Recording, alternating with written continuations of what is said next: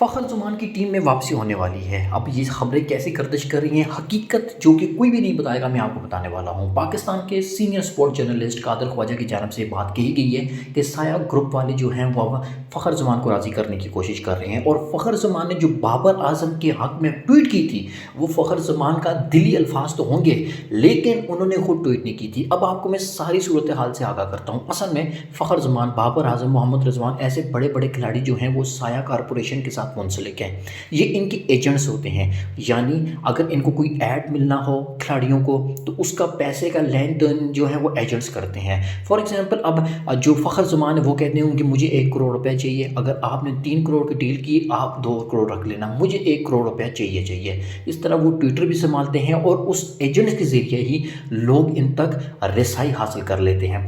तो लिहाजा ये एजेंट्स जो होते हैं इनका ट्विटर हैंडल भी चलाते हैं। अब पाकिस्तान क्रिकेट बोर्ड के अंदर के जो डायरेक्टर थे वो फ़खर ज़मान के बड़े खिलाफ थे। उन्होंने साया कॉरपोरेशन वालों के साथ मिलकर एक ऐसी ट्वीट की जो फ़खर ज़मान के अकाउंट से हुई है, जिसमें उन्होंने ना सिर्फ बाबर आज़म के हक़ में ट्वीट की और साथ में ये भी कह दिया कि विराट कोहली की मिसालें भी दे दी। अब आप लोग कह रहे होंगे कि बाबर आज़म का हक़, अगर बाबर आज़म के हक़ में कोई ट्वीट करना गुनाह नहीं है, लेकिन असल में ये होता है जब आप बतौर खिलाड़ी खेल पेश कर रहे होते हैं तो कुछ कवानीन का ख्याल रखना होता है आपने। खिलाड़ी पीसीबी के ख़िलाफ़ कभी भी ऐसी कोई ट्वीट नहीं कर सकते कि जिनसे वो जो एक्शन ले रहे होते हैं। अगर एक खिलाड़ी फ़खर ज़मान अगर कॉन्ट्रैक्ट में हिस्सा है तो वो कभी भी ऐसा कोई भी सवालिया निशान नहीं उठाएंगे कि फ़लाँ खिलाड़ी को क्यों ऐड किया, फ़लाँ को क्यों नहीं किया।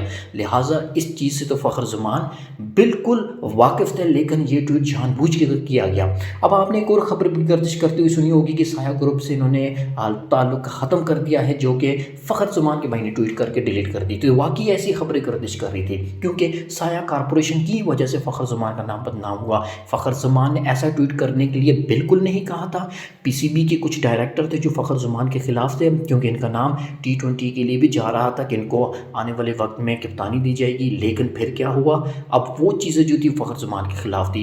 अब साया कॉरपोरेशन के जो लोग हैं वो मर्दान पहुँच चुके हैं, फ़खर ज़मान को राज़ी करने की कोशिश कर रहे हैं और डायरेक्टर का नाम भी उन्होंने दे दिया कि हमने फ़लाँ शख्स के कहने पर ट्वीट कर दिया था। अब देखते हैं कि ये चीज़ें कैसे सॉल्व होंगी। आकिब जावेद जो कि लाहौर कलंदर का हिस्सा है और फ़खर ज़मान शुरू से ही लाहौर कलंदर का हिस्सा है, आकिब जावेद भी राज़ी करने की कोशिश करेंगे। आने वाले वक्त में देखते हैं कि फ़खर ज़मान अपना जो फ़िटनेस टेस्ट है जो 2 मरतबा फेल होते हैं वो पास करने में कामयाब होते हैं या नहीं, लेकिन इनको सेंट्रल कॉन्ट्रैक्ट का हिस्सा लाजमी होना चाहिए था, क्योंकि इन्होंने पाकिस्तान को बेतहाशा मैच जितवाए हैं, बेतहाशा रिकॉर्ड बनवाए हैं।